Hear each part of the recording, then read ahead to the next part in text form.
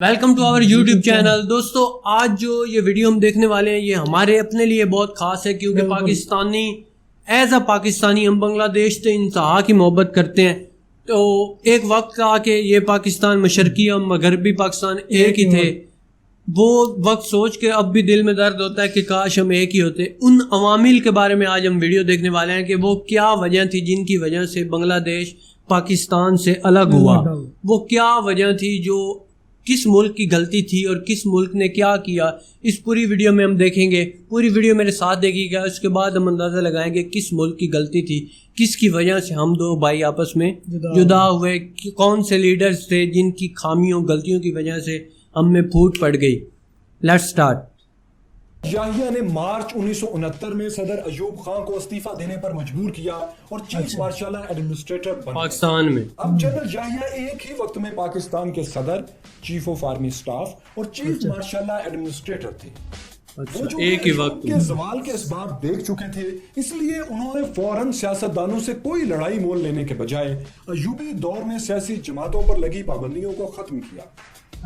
General Yahya Khan نے ایوب کا بنایا متنازع آئین بھی منسوخ کر دیا.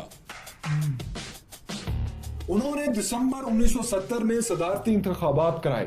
یہ پاکستان کی تاریخ کے پہلے عام انتخابات تھے جس میں ایک آدمی ایک ووٹ کا اصول استعمال ہوا. انہیں پاکستان کی تاریخ کے سب سے شفاف انتخابات کہا جاتا ہے, لیکن ان شفاف انتخابات کا نتیجہ بہت خوفناک برآمد ہوا.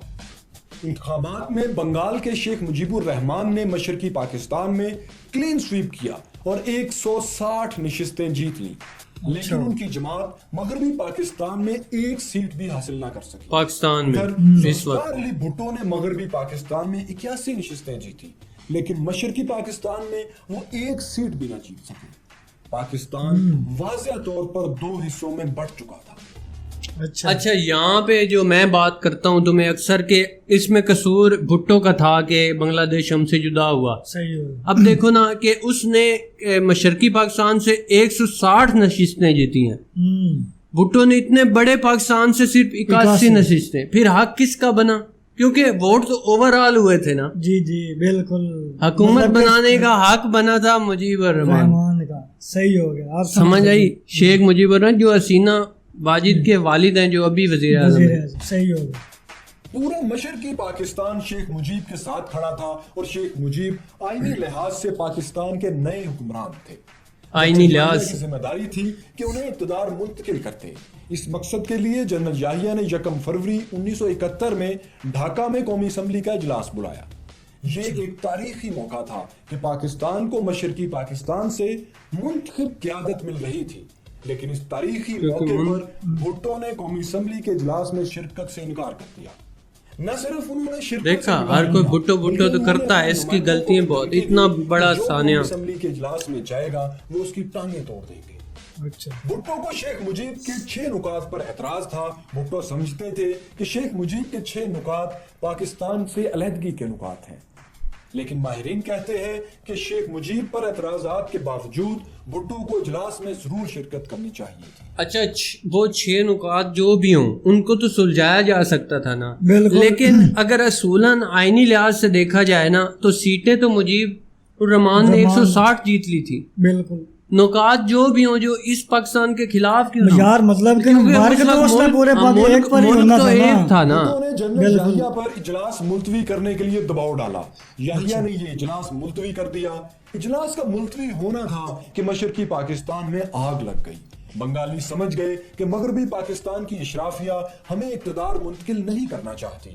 مشرقی پاکستان میں سول نافرمانی کی تحریک چل پڑی. بھارت جو پہلے سے موقع کی تاڑ میں بیٹھا تھا, اس نے باغی گروہ مکتی باہنی کے ذریعے مسلح بغاوت شروع کرا دی. مکتی باہنی بات ہے, انہیں تو پھر چاہیے تھا نا کہ مغربی پاکستان کے حامیوں پر حملے شروع کر دیے. اچھا, یہ غلط کیا. یہ پاکستان بچانے کا آخری موقع تھا.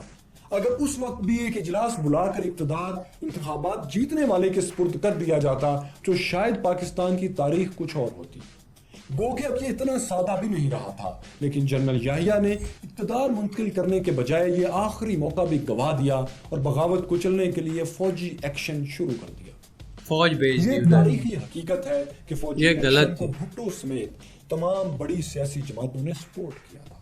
پاک فوج نے یہ غلط کیا تھا. بغاوت کو 9 ماہ میں کچل دیا، لیکن اس فوجی ایکشن کے نتیجے میں نفرت کی ندی کا پانی سروں سے بہت اونچا جا چکا. ظاہری بات ہے ایک سیول وار میں اگر فوج میں بیٹھے بھارت نے اپنی سازش کو ناکام ہوتے دیکھا تو انٹرنیشنل بارڈر کراس کرتے ہوئے مشرقی پاکستان پر حملہ کر دیا.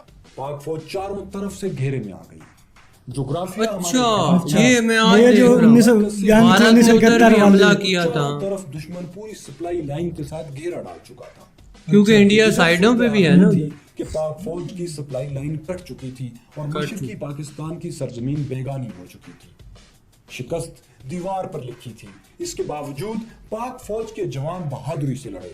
وطن کی خاطر ہزاروں جوان کٹ مرے، لیکن یہ ایک ہاری شہید ہوئے تھے بہت. جسے طول تو دیا جا سکتا تھا، جیتا نہیں جا سکتا تھا، اور ہوا بھی یہی.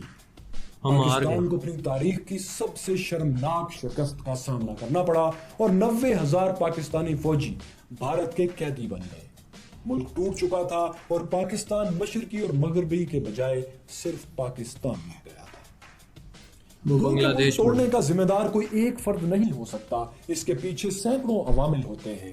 لیکن اگر یہ دیکھنا ہو کہ آخری وقت میں وہ کون سا شخص تھا جو پاکستان کو بچا سکتا تھا لیکن اس نے نہیں بچایا، تو اس کا نام ہے جنرل یحییٰ.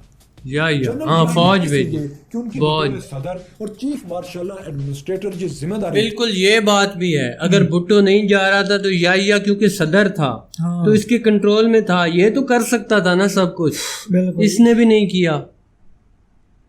مطلب غلطیاں ہم سے بھی ہوئی ہیں، غلطیاں ہمارے پرانے فوجی لیڈر سے بھی ہوئی ہیں. بہت بڑا صدمہ تھا یار یہ. ہم ایک ہی ملک ہونا تھا دونوں نے، لیکن انہوں نے ایسا نہیں کیا. لیکن اس کا یہ مطلب ہرگز نہیں کہ پاکستان توڑنے کے تنہا ذمہ دار جنرل یحییٰ تھے، کیونکہ وقت کرتا ہے پرورش برسوں، حادثہ ایک دم نہیں ہوتا. سانحہ مشرقی پاکستان کے ساتھ ہی جنرل یحییٰ کے اقتدار کا سورج بھی غروب ہو گیا. جنرل یحییٰ نے ذوالفقار علی بھٹو کو ایک کاغذ کی تحریر کے ذریعے اقتدار منتقل کر دیا.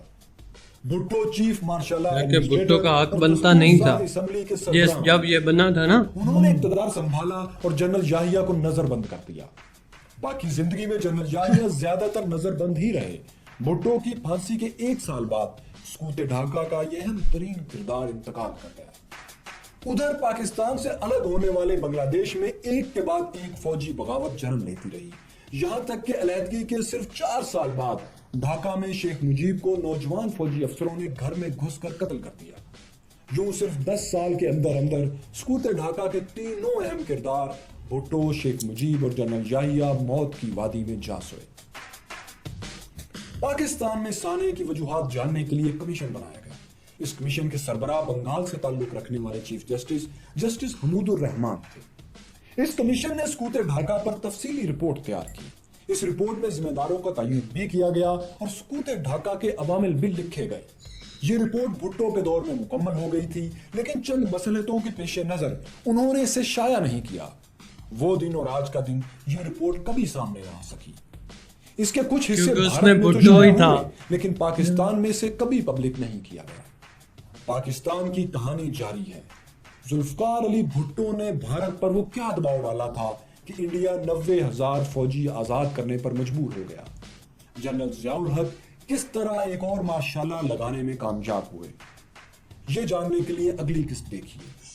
یار یہ بہت زبردست چینل تھا، اس کا پاکستانی چینل ہے، اس لیے میں نے سلیکٹ کیا تھا کہ میں پاکستانی کی زبان سے سنوں کہ بنگلہ دیش کیوں. ہاں حقیقت کیا، حقیقت تم نے خود ہی سوچ لی کہ اس میں بنگلہ دیشیوں کا قصور نہیں تھا، ہمارا قصور تھا.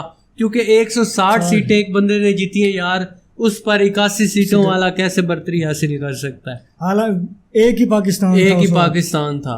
بہت یار وہ بھائی نے بالکل بات ٹھیک کی ہے کہ اگر اس وقت حکومت دے جاتی تو اس وقت پاکستان کا حال کچھ اور ہی ہونا تھا یار. بہت صدمہ ہوا تھا اور کیا کہہ سکتے ہیں یار، آج حقیقت سامنے آ گئی ہے.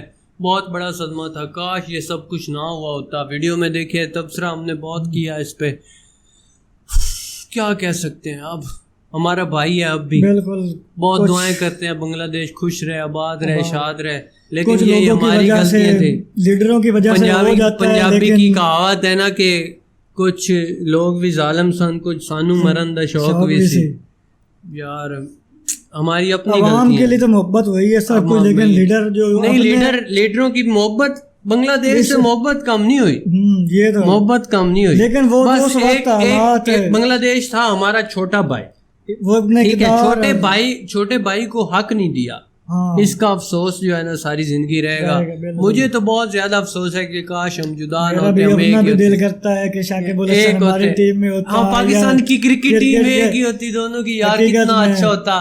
آپ سوچیں کہ آپ کی اپنی ٹیم میں شاہد افریدی کھیل رہا ہوتا تو کیا ماحول ہوتا یار, کمال کا ہونا تھا. چلیں جو قسمت کا ساتھ تھا, اب بھی ہم ایک ہی ہیں, دل سے ایک ہی ہیں. اپنا خیال رکھیں, چینل کو سبسکرائب کریں, کامنٹ سیکشن میں لازمی بتائیں آپ کو ویڈیو کیسی لگی. ایسی اور ہی اچھی ویڈیو اگر چاہتے ہیں تو پلیز چینل کو لازمی سبسکرائب کریں. Bye bye.